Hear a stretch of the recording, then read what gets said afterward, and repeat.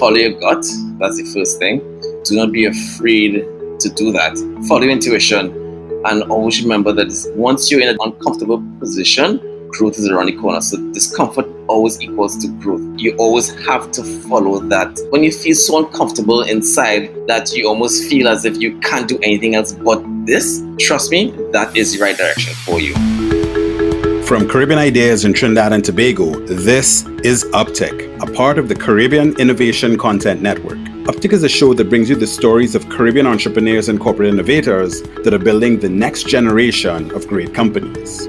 These are the stories you don't typically hear of how these leaders are working to build brands and businesses that can not only impact the Caribbean world, but also have an impact on the global business stage. Their stories will move you, inspire you, push you to take action, and perhaps spark your next big idea. I'm your host, Chike Farrell. What is that thing that causes innovators and entrepreneurs to keep going when the chips are down, when people doubt them, when they doubt themselves even? That core essence of drive and determination that causes people to want to build and grow and create impact. It's a really powerful thing. And it's one of the things that's really fascinating about a lot of the conversations that I've had on this show. And today's guest is no different. Scofield Thomas is founder of 800 Tech, a business that's devoted to helping Caribbean small and medium-sized enterprises really harness the power of information technology and modern technologies to transform themselves and their businesses to become even more competitive. Pretty eerily similar to some of the things that, myself and my co-founders at Caribbean Ideas really believe in. I was fascinated to just explore with Scofield some of the ways that he's tackled the hurdles that have come his way, how he's juggled his entrepreneurial dream with working and studying and all of the different things that have kind of formed him into being someone who's so focused on building impactful experiences for his customers and really building long-term relationships. Check out this episode, Scofield Thomas on UpTick. Now, before we jump in, I want to recognize the sponsor for today's episode, Guardian Life of the Caribbean. They have a solution to a need that many organizations have, which is called Keyman Insurance. When you think about it, as an entrepreneur or someone who's driving a fast-growing business, really the foundation of your success is your people. Your great people become an invaluable resource to the business and they really push your organization forward. Now, without these key people, your business might still exist, sure, but it most likely will not be as innovative and as hard-charging and forward-thinking as before. And you see, if this happens, particularly in unexpected circumstances where critical illness or death occurs, then Guardian Life of the Caribbean has introduced Keyman Insurance as a solution to this need. You see, Keyman Insurance is a policy that a business can take out to insure their most valuable employees. You can think of it as life and critical illness cover for those who are really crucial to your company's success. And that could be the CEO, that could be your top sales guy or gal, this could be someone with a really specialist skill set. And if any of these people were to, God forbid, suddenly die or fall ill, a Keyman Insurance policy can protect your business against some of the financial repercussions. It pays out a lump sum directly to the business, and this can be used to cover the cost of any profit losses, replacement staff, or other scenarios that you will kind of find yourself jumping into. So it can really help keep you afloat during a really difficult time. And for some organizations, this could be the difference between your survival or closure. It perhaps is even more important to look at investing in Keyman cover when you're relatively small or a new company, or when you're in the midst of a growth trust that's really driven by a particular person or persons, because this can be when you're most reliant on your staff, and losing a key member could really be the difference between failure or success. And you might also find that in some cases, your bank might ask you to have Keyman Insurance if you're applying for a loan. So this really addresses an important need. So I want you to check it out, Keyman Insurance from Guardian Life at www.myguardiangroup.com. Now, let's jump into the show. All right, well, welcome listeners to another episode of UpTick, where we feature Caribbean innovators live. This episode, I'm really excited to chat with Scofield Thomas, who is founder and runs 800 Tech, IT solutions company based in Trinidad and Tobago that does amazing work. And what's kind of funny about this story is that I got a suggestion, hey, you know what? I have a great guest for you. I was like, oh, who's the guest? From someone that I know on LinkedIn. And they're like, oh, Scofield Thomas. And I'm like, oh, yeah, well, we've been customers of that company for many years. So sometimes there's gems hiding in plain sight. So welcome, Scofield. Great to have you. Thank you. It's actually nice to be here.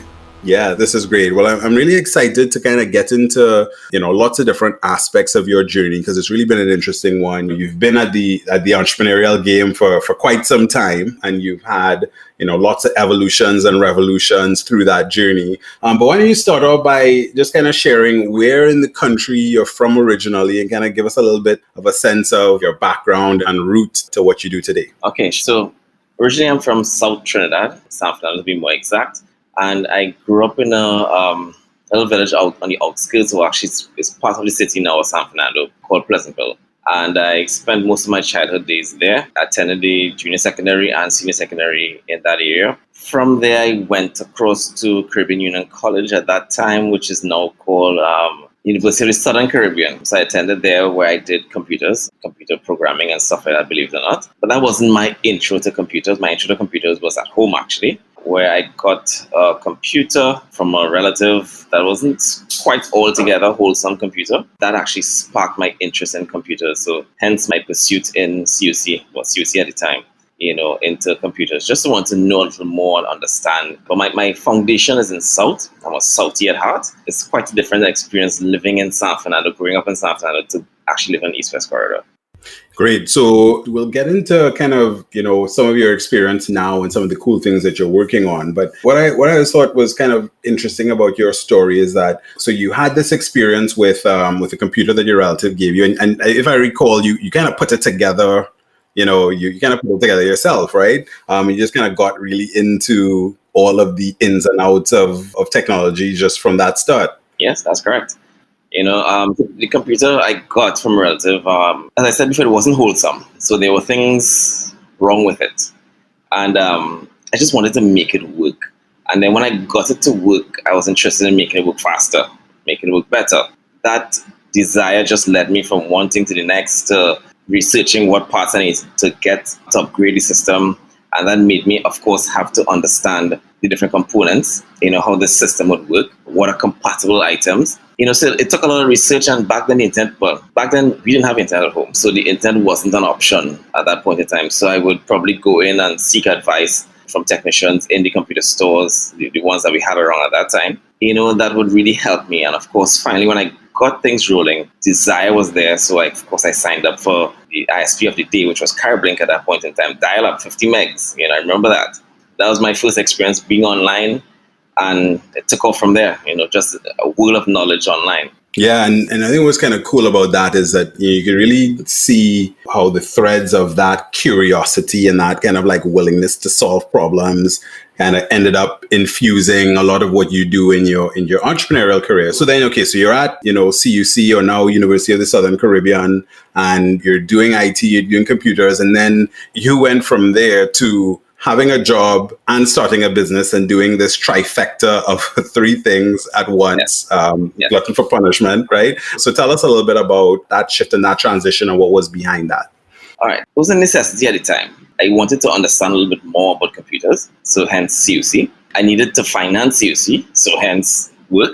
Of course, my passion wouldn't let me settle, so hence entrepreneurship. So it was mushmash of just all my desires and aspirations all in one, trying to achieve everything at the same time. Of course, and as time marched on, that didn't work out too well, because something would have to take precedence over the other. So eventually CUC suffered, because I saw the need to pursue my passion, because it was such a deep-seated feeling that I need to go down this path, that I opened and I started Southern Technology at that point in time. So I started that, and it was conflicting with school heavily, because my whole concept was, I'm going to leave in time for evening classes, run up 2 classes, and then come back down, because I actually had my office close to the university. But it never worked out like that, because something would hold your attention, a customer would need your time. It just never worked out. So in the end, I had to drop CUC at that point in time, and I held on to my job and this budding new adventure that I had. Right. So what was behind, you kind of talked about this burning kind of passion to do something entrepreneurial. Did you have influences around you when you were younger that were especially entrepreneurial, or what do you think kind of led to that burning desire? Interesting question. No, I didn't have anybody around me that was entrepreneurial at the time. No, I didn't have that push or support to do entrepreneurship. I just remember that I'm a free spirit, in some instances, and there was just this burning desire to do this, that almost as if you can't see anything else but to go down this path. Of course, I tried the normal 8 to 4 jobs, and I just wasn't satisfied. It brought little to no fulfillment to me. Eventually I realized, okay, this is what I have to do. I have to create my own lane, traverse that lane and see what happens, take the risk. Because it's just this feeling, this innate burning feeling within me that I have to do this. Right. Something is just kind of compelling you to do it, and you just kind of had to make it happen. So how long, roughly has it been since you initially sort of started in business, you kind of created Southern Technologies? So Southern Technologies started off in 2003. So that was my first thing into business. I still remember it as if it was yesterday, because I remember the fear and the excitement all, mixed up in one. Understanding what registration documents were required, going in on my own during lunchtime, because where I worked, there was some slight flexibility. So I would run down there at lunchtime because it was pretty close to the office, and go into legal affairs, understand what's required to register, get the registration documents, and the next day, when I'm completed with that process, it took me a bit. It took me about a month to do it on my own. Go to the bank, create start a bank account, and deposit my first $200 to start this thing. I remember walking out of the bank, with this deposit slip saying Southern Technology Limited on it, and I remember just this whole feeling of fear in one instance. And then as soon as I round the corner, there was a level of excitement, and like, okay, let's do this. So the fear was quickly overpowered by excitement and this gut feeling again that, okay, we're here now, let's get this done. Yeah. And I got back into work, and I knew that my time there was going to be short, Right. because the excitement was elsewhere now. Now, what was the business opportunity that you kind of initially saw? Because I know eventually you sort of recently, or actually not really that recently, rebranded, kind of partway through the journey to 800 Tech, and then you've been evolving even further from there. So you'll have seen lots of different things over the course. But I think one of the things that's always interesting for me, and I think for some of the listeners, is the idea, the spark. Because people are like, okay, well, how do I get started? And what was the thing that you were seeing, the pain point you were seeing at the time, that led you to believe that there was a business to be created? All right. So at that time, well, I worked in several other small IT companies along the way on my journey to this point. I would see customers coming with problems. Sometimes it's things that could be solved, and sometimes they would say, for instance, they don't know, or just buy a new part. And because of my prior experience at home making things work, I always had this desire to see things through to the end. So whereas somebody may tell them, hey, you just need to change your part or change your computer, I want to make sure and find a way to get it to work as is. Especially if you tell me you didn't have the budget for it, or you can't buy a computer right now, that's what will set the spark off, and I would want to figure out, okay, how can I help this person?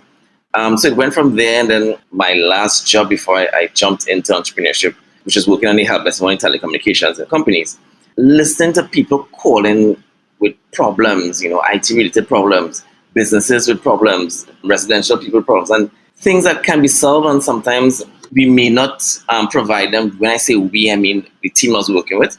We may not have been providing them with realistic solutions, probably just a stopgap measure, but that's not what I wanted to do. So I would spend an extra time on the phone with these customers trying to ensure that things are completed. And in some instances, I would tell them, okay, I could come out to you, and I could help you with this problem. And that's where it started. I started to tell them, okay, hey, we can, solve this problem once and for all, or we could keep calling back here often, and that's where it started off. And then I started to do those one-off jobs. Again, once you start doing something well, they start referring you. So they'll refer me to this one, then the next, and the next. And that's where Southern Technology really started off, with the referral system. I just got to a point where I said, okay, let's try something, Yeah, there's something here. Well, that's cool. And it is true. A lot of people from their kind of core jobs, the job and the space that they see every day, that's probably one of the most common ways to then kind of branch out. So you kind of had that experience. Okay, so now you're here, you're in it, you're going through, and you're starting to build this thing. In that sort of stage of the company, before you then evolved to 800 Tech, What were some of the highlights at that sort of earlier kind of build out stage? What were some of the bumps in the road that you experienced? All right, so highlights would be, getting my first employee. For me, that was a highlight. Signing my lease, my first lease, was another highlight. Getting my first shipment, my first container of computers to resell was another highlight. So there was notable things along the way. Getting encouragement from customers that you're doing a good job and you could make it. That was a huge highlight. Some of the pains, of course, would be figuring out how to pay the bills. The fear of having a new employee at the same time, the joy of having a new employee at the same time, but then the fear of then having to pay this person every month, the responsibility of it, now it's not just you. So, because you understand your mission, so if you don't get paid at the end of the month, you're like, oh, well, but you have this drive within you to fuel you. But this person may not share that and they expect a salary at the end of the month. So that was another fear. Then the biggest one was financing, being able to finance this venture. That for me was my biggest fear and stumbling block going on this journey. It got to a point where it was very critical that we needed an injection beyond what we have already done. Because at that point, I'm already exhausted all my resources, whatever other resources I got elsewhere. They were all allocated. And we were at this point where we had a growth spurt, but we needed financing to continue because the returns weren't happening as fast as we wanted it. We at this point, I was like, oh my God, it's scary, It's kind of an interesting story because you went to the well a few times, kind of like evolving each time until you finally were able to break through and get that funding. So tell us a little bit about that story of kind of going to get that funding. So obviously, I tried the government methods, which was Netco. And of course, back then, well, I'm not sure if it's the same thing now. That was a slow boat to China. So that wasn't happening fast enough. So this is, just for listeners, this is Netco. This is the National Entrepreneurial Development Company that used to have grants, or still does have grants and ways that entrepreneurs could kind of, potentially get access funds. So you tried that first. I tried that and then it went from there. Yes, my application was in. But of course, things, as with things with government, they move a little slower than in private sector. So it wasn't happening for me there at the pace I wanted it to. So I looked at the bank we were banking at that point in time. And I looked up the requirements to get a loan, and I sent an application. The first one came back denied. I was like, okay. And I asked why. They cited several different things, a business plan, blah, blah, blah, blah. So I said, okay, great. We worked the business plan, looked up online, what is required in a business plan, what they look for, financing with a business plan. And I redid the business plan, resubmitted everything again. Denied. And after about the second or third denial, I'm like, okay, seriously, what's happening here? Because I'm checking all the boxes that you're telling me every time you send back the application saying denied. For me, it's just making sense. So the last thing that they said to me was lack of experience in business. I remember that in particular because I'm like, okay, how the hell do I overcome that? It's a relatively new business. And from where I sat, it's going to be successful. So what's your problem? So I remember getting a little upset, and I decided, you know what? I'm not going to just sit here and allow this thing to die, because of course that burning thing in within me is there again, pushing me and nudging me along, and I went into the bank. So out of character, went into the bank, and I went upstairs, and they were like, I probably assumed they were like, oh God, here again. And I went and I said, yes, sir, I need to speak to the manager. So I went upstairs and I requested the loans manager, and my plan was not to move until I get to see her or him.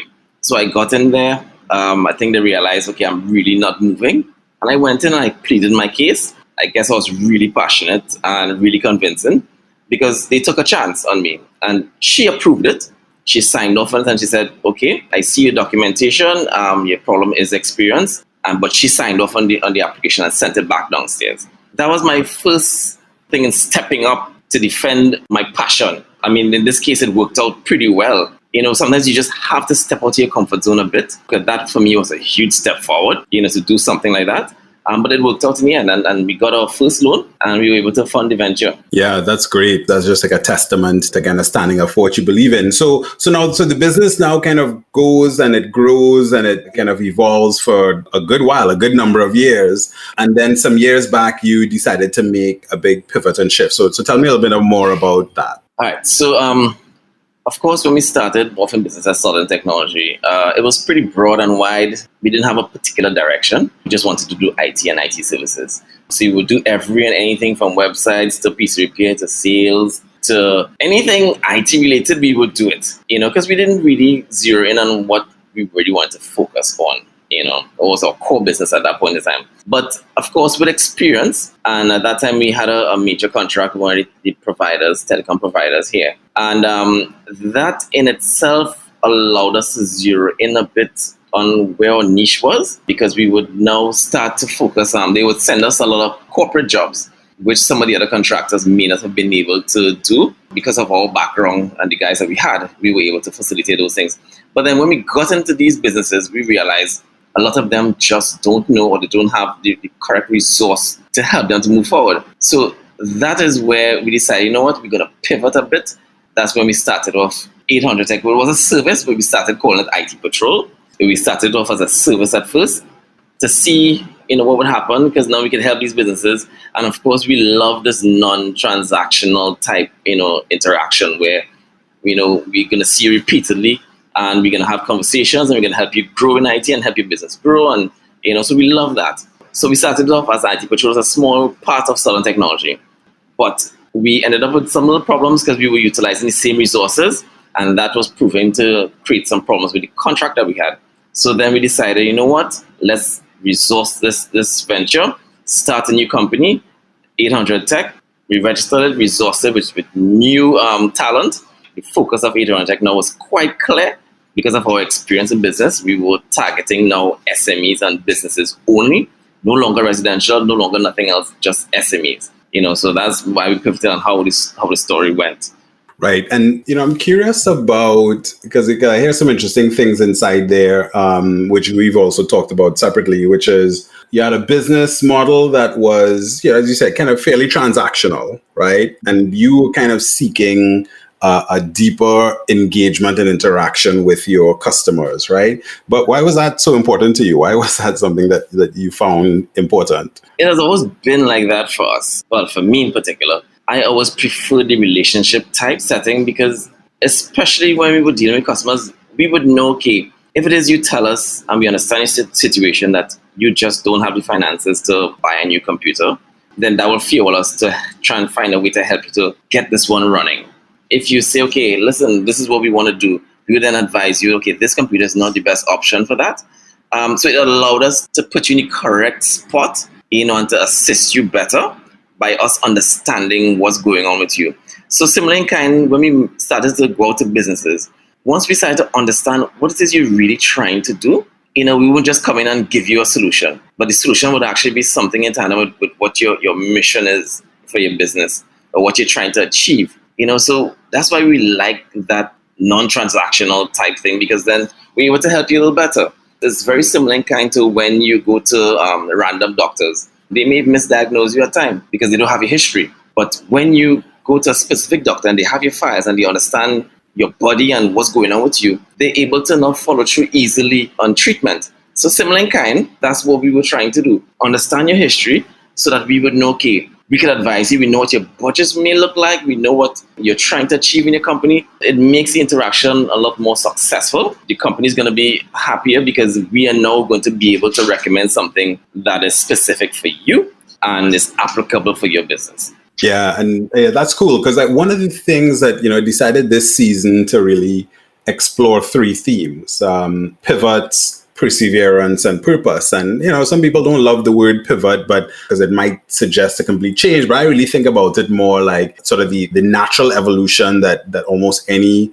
good company, it doesn't have to be a small entrepreneurial company, it could be large companies as well, kind of has to go through to survive, right? You have to sort of see things and evolve and so on over time. So it sounded like you kind of, you on the one hand had this motivation to kind of have deeper, more extensive customer relationships, which is great for loyalty and so on. But you also were seeing an opportunity as well, kind of like you said before, where there was a problem that you were seeing and you weren't seeing it solved in that kind of classic way. So what was it that you were sort of seeing about the SME segment, the business segment, their need that kind of led you to kind of create almost this more sort of subscription, ongoing relationship kind of service? Yeah, so it's funny that you mentioned subscriptions, because I remember we created a subscription service in Trinidad for IT services. It didn't go as planned. It was fairly new. Subscription was new to Trinidad. So that didn't work out too well, but it was a well thought out plan. And sometimes when we look at that business plan now, we smile at it because it was before its time, literally. But it was also in the vein of us trying to get to know customers better and to get all involved. So we always tell customers now, we want to know, we want to be part of your management team. We want to understand, what's going on with your business, especially in a time like this, because technology is in everything. And they always saw technology as a separate entity outside of the business. So you'll always have the marketing, they have the finance team, they'll have sales team, and that's it. No IT team. But then you have IT and IT services in your business. So by us now having this non-transactional type relationship with clients, we are now able to advise you. There's a lot more benefits to having the internet and having technology beyond just sending emails and browsing websites. That was our whole mission. Getting to know you and understanding your strategic objectives and your goals, we can then advise you how you should go about applying different solutions in your business, IT-wise. Tell me then how this kind of connects to your company's purpose and mission, because I heard some interesting things inside there. So what would you say is the mission for the company and the purpose at this point in time, the higher order purpose? Right. So something that I want to correct now, at 800 Tech, we don't really see 800 Tech as just an IT company. We see 800 Tech as a business technology company. All right. And the reason for that is because we had a little pivot again, because we are realizing now that what we do really well, again, non-transactional, is when we are able to become your IT management team, and we can actually advise you, as you go along. So the high order for 800 Tech is really to help businesses utilize technology more effectively. That is our mission. And that's what we want to do. Yeah. So that is why in end of 2018, 2019, we started to look down the path of doing development, because we realized that a lot of companies in Trinidad, they were using Word and Excel primarily to do most things, and printing a lot of stuff. So we started to look at creating applications, to put in businesses and create an ecosystem that would allow them to function at a higher level and be more efficient. And then came the pandemic. I'm like, wow. So we were a little ahead of the curve there. We had some solutions that we could actually implement in businesses to help them, because our thing is always bringing efficiency, utilizing IT, and productivity. That's all we have been trying to do. So that's why most of our customers who would listen, and when the pandemic hit, it was an easy switch for them, because they would have their things in place already. And it's just literally just to turn the dial a bit, amp things up a little bit, and then continue going. So it was quite easy for those customers that were pretty much engaged at that point in time to pivot for the pandemic. Yeah, that's interesting, because there's kind of two things you said there that are interesting. I want to kind of touch on both. Let's kind of first start with the most recent one, which is here comes the pandemic, right? And I think you're in a space where you had companies like Microsoft saying that they saw years of digital adoption in 2 months, kind of like last year, March and April and so on, as companies were kind of forced to rush into technology to figure out remote work, or for just kind of business continuity, or to sell more effectively in the new world and that sort of thing. So I'm curious about a couple of things. I'm curious about the impact of the pandemic on your business, and what you saw, and not necessarily just were you able to adapt to remote work, because of course you would have had that, but how did it create challenge or opportunity for your business, because other people listening have kind of had to contend with that. And then what did you see in terms of customers' reactions, your kind of Caribbean customers? But let's start with the first one. Let's start with your business and how you adapted accordingly. So how we adapted, it was pretty smooth for us internally, because again, we've been working virtually for a while. But what we experienced was customers fearful, of this new environment that they'll have to operate in.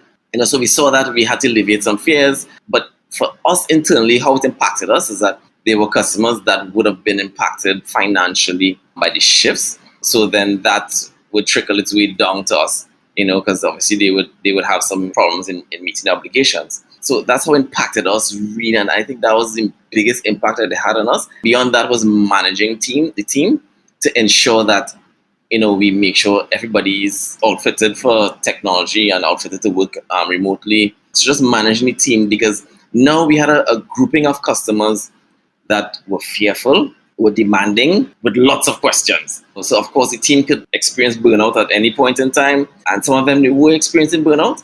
So we had to have frequent meetings, to update, split workload, and then just give them different techniques and strategies. How are we gonna, maintain customers, answer their questions, alleviate their fears, and give them the best technology that they need for their environment. So that's how it impacted us internally. It was just us managing our guys, managing the schedules of employees, and answering these questions that businesses will have. In terms of, in Trinidad in particular, as I said before, what we saw is that fear factor. A lot of them, they were fearful. And the biggest thing was, employees going to be productive when they're home? What are they going to be doing on their systems when they're home? And we had to tell them, listen, having them at the office for 8 hours a day doesn't mean that they're productive. They could just be sitting at their computers for 8 hours every day and giving you probably less productivity than what they would give you at home. So we had that, those fears, those type of concerns coming forward. And another thing that we had to introduce to them was the risk involved, because now you have employees working outside of your secure network, utilizing your devices. We had to educate them that, listen, we need to put things in place to protect your data, to protect these devices that are going out in the wild, and educate users on how to actually do remote work in the safest manner. Not just every hotspot you meet, you log on to and you do work. So those are some of the things that we experience, as we traverse this journey. And I want to give another shout out to Guardian Life of the Caribbean, our sponsor for today's episode, and talk a little bit about another solution that they provide, which is really their pension solution, which is a really interesting thing, because I've actually had more employees recently start coming and asking about what the company can do for them in terms of, helping them to advance their retirement and other goals. And pensions can be a way that as an employer, you can kind of help to, set up your employees' future or the next stage of their life after they leave your company, or if, something should befall them that, requires a benefit to be paid to their dependents. Again, like I said before, employees are really the most valuable asset of any business. And so Guardian Life is really partnering with companies to help them set their employees up with real powerful financial planning for the future, including pension plans that can help employees and their dependents after retirement or in the case of an untimely death. Of course, pensions have existed for a long time, and they've been really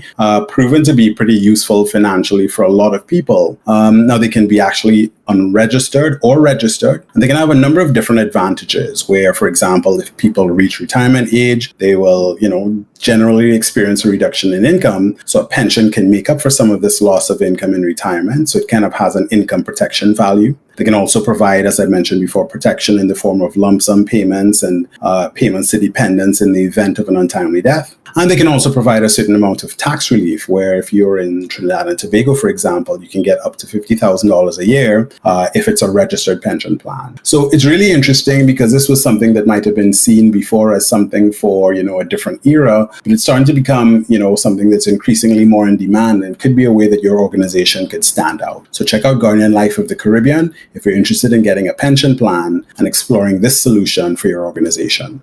For more information, log on to myguardiangroup.com. Yeah, and I want to kind of go back to something that sparked for me earlier on when you talked a little bit about kind of your purpose and so on. At this stage of my career, I tend to think a lot about scaling, whether it's entrepreneurially or scaling kind of from a corporate standpoint. And one of the things that becomes important is translating a vision and mission to other people who may not see it as clearly as you, and who maybe don't start off initially, at least, with the same vested interest. So what specifically have you done as you've kind of locked in on that purpose over the years and over time? How have you managed to translate that effectively? What techniques have you used?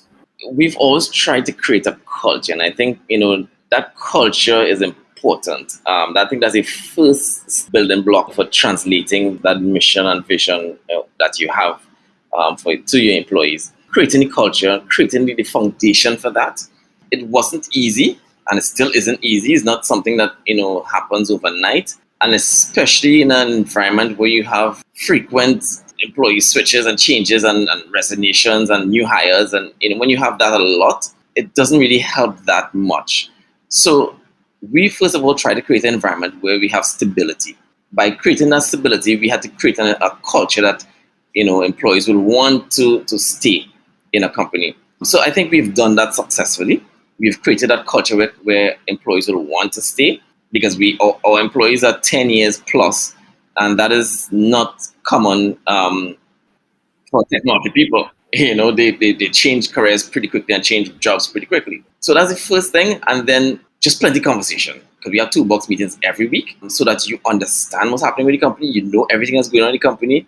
We actually have those meetings and we update you from marketing to sales to where we're thinking about going, new acquisitions, new customers, new strategy, everything. Right. You call those what? Toolbox meetings? Toolbox meetings, yeah. Okay. So this is what? So the whole company kind of coming together and you're just covering any and all topics. Tell me a little bit more about that. So the toolbox meeting, they're pretty structured. So we'll have those toolbox meetings virtually. They'll always start off with a prayer. Toolbox meeting will always start with a prayer. Either somebody volunteer to do the prayer, or we assign somebody every week to do the prayer, and then we get into updates. We speak about what's new, what happened from the last meeting, anything new on the horizon. Then we talk about what strategies we're going to implement over the quarter. Then we'll also go into a Q&A where they indicate, okay, what problems they experienced during the week. And collectively, we'll all discuss it. If there's a particular issue with a customer, we discuss it and we assign resources accordingly or resource somebody a little more. Those kind of things. It's just so you don't ever feel alone. Everybody knows everybody. We are custom all working together. We line together. We know everybody intimately. So that in itself, it helps with replication of your vision. It took time, and then there were some employees where they have little weaknesses in terms of the customer relations and stuff like that. We would send them on little courses to help build that, because if we want to be a non-transactional company, you can't be uptight and you can't be a non-effective communicator. We saw those little gaps and we would, repair those little gaps. Everybody now understands, and sometimes they say, wow, they all move like you. Not really, but it's just the culture of the company and the mission of the company. They understand it well. We are here to help. Our purpose is to help businesses to utilize technology effectively.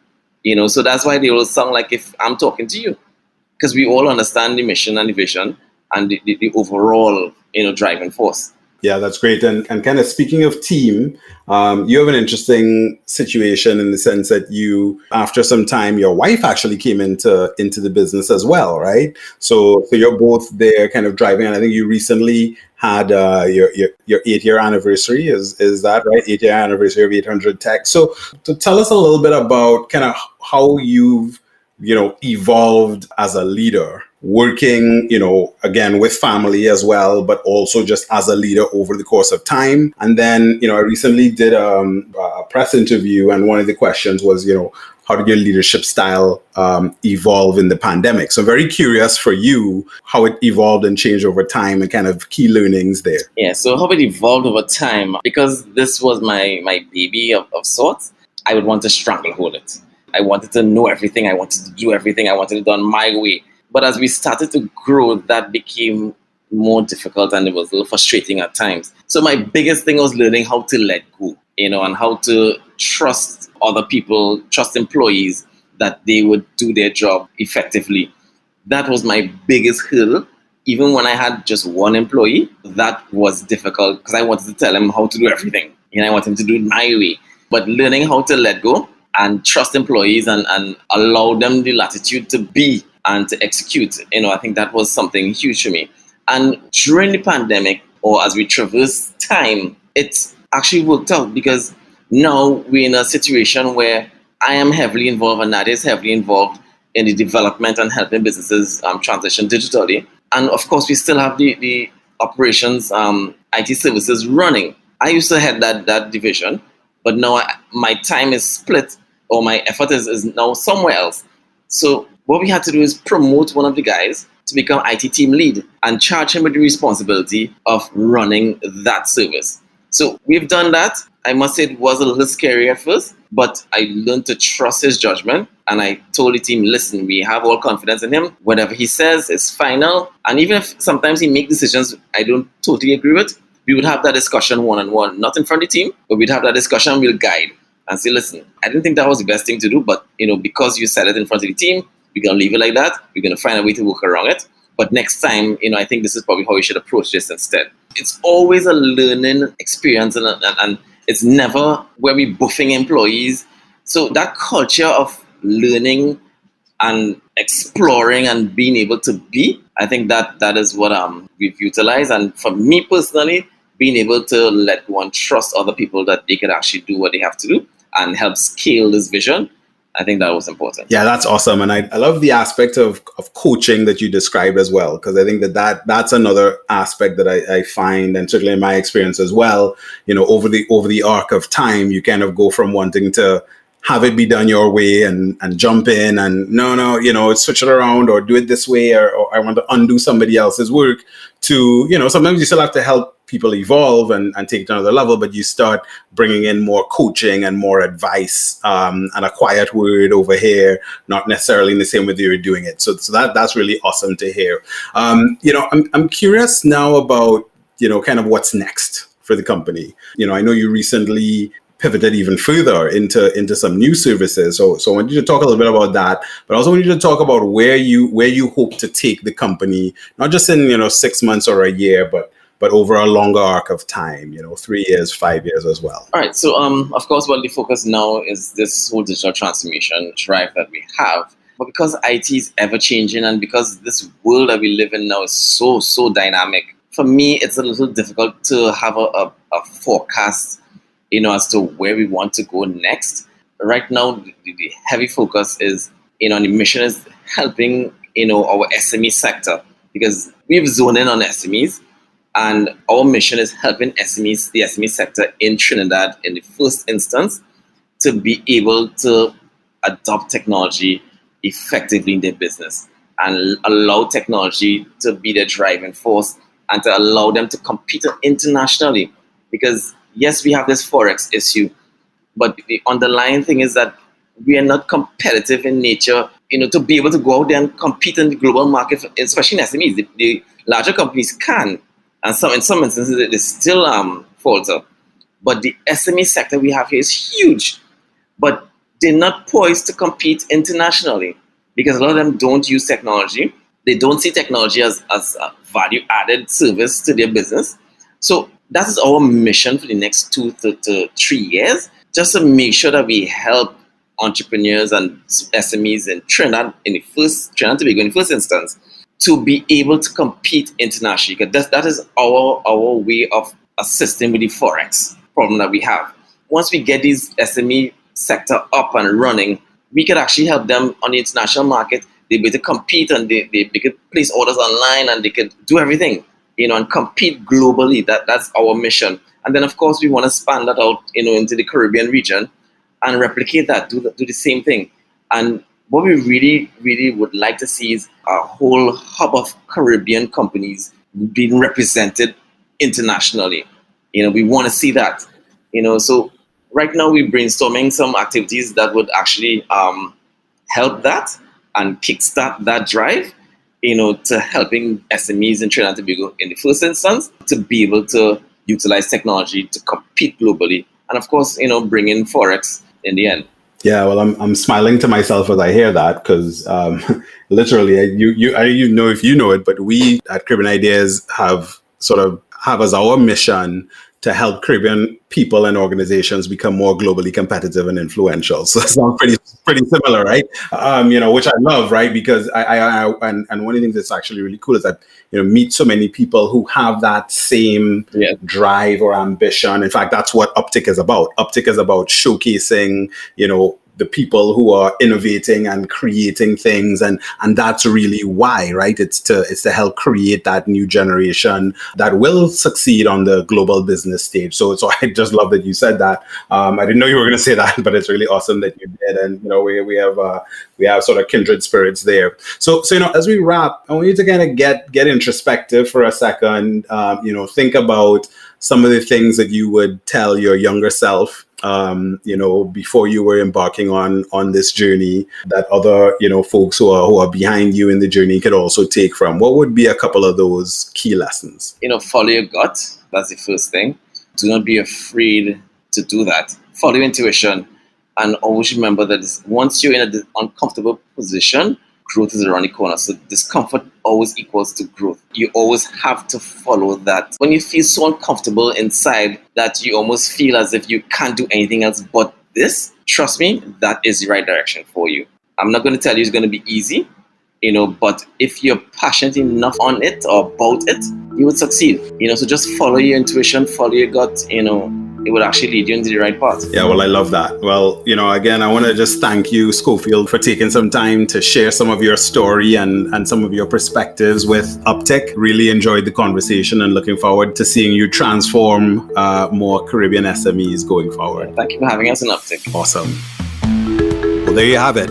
That was Scofield Thomas, founder of 800 Tech, a business in Trinidad and Tobago that's all about helping Caribbean small and medium-sized enterprises transform and harness the power of information technology to do so. He's a real example of how grit and determination can help fuel you towards your dreams and why it's so important to put great customer experience at the top of your list. I hope you enjoyed it. Drop us a line at ideas@caribbeaninnovation.com if you want to give feedback on the show. And remember, leave us a review if they like the show. Thanks. I'd like to take a moment to thank Guardian Group for sponsoring today's episode. They've built their reputation around first-class insurance products, many of which are great for entrepreneurs and innovators who are out there. So it comes as no surprise that they have a cool product called Keyman Insurance in their product portfolio. You can check out this product and more at www.myguardiangroup. Make sure you know the next time an episode of UpTick drops by subscribing on your favorite podcast platform. And remember, share UpTick with a friend. Now, on behalf of Caribbean Ideas, this is Chike Farrell signing off. And remember, keep on ticking up.